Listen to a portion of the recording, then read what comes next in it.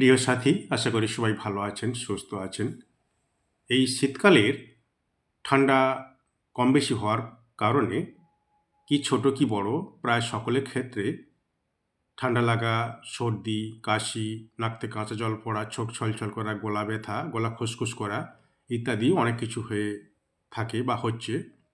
এজন্য আপনারা পানীয় জল বা পানি একটু গরম করে মানে ঈশদুষ্ণ গরম আপনারা গ্রহণ করবেন। বা তাতে যে আদা, তেজপাতা, মেজরি ফুটিয়ে একটু লিকার চা টাইপের করে আপনারা খেতে পারেন। বা প্রত্যহ একটি করে ডাব গ্রহণ করতে পারেন খাওয়ার পরে। এবং এই তাল মিছরিটা খুবই উপকারী, এটিও আপনারা গ্রহণ করতে পারেন। অথবা ঔষধের দোকান থেকে আমি যেটা বলেছিলাম ভিক্স লজেন্স একটা করে চুচে খাবেন, বা স্টেপসিল লজেন্স খেতে পারেন। অথবা ভিটামিন সি বাজার থেকে কিনে ওষুধ দোকান থেকে ভিটামিন সি একটা করে ডেলি খেতে পারেন, এতে অনেক উপকার হয়। বা যে সমস্ত খাদ্যদ্রব্যে বা ফলে প্রচুর পরিমাণ ভিটামিন সি রয়েছে, লেবু জাতীয় জিনিস বা টমেটো বা এই জাতীয় যে জিনিসগুলি রয়েছে ভিটামিন সি ভরপুর, সেই ভিটামিন সি আপনারা খেতে পারেন। এর সঙ্গে ক্যালসিয়াম রয়েছে যে সমস্ত খাদ্যবস্তুতে, সে ক্যালসিয়ামযুক্ত খাবারও খেতে পারেন। এতে অনেকের উপকার হবে, শরীরের উপকার হবে।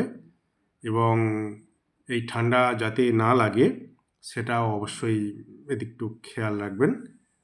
বাইরে বেরোলে মাস্ক অবশ্যই পরবেন, কানে ঢাকা দেবেন, শরীরে ঢাকা দেবেন, সেটা অবশ্যই করবেন। আর এই ঠান্ডা কুয়াশা যেটা চলছে, এই কুয়াশা খুবই খারাপ জিনিস।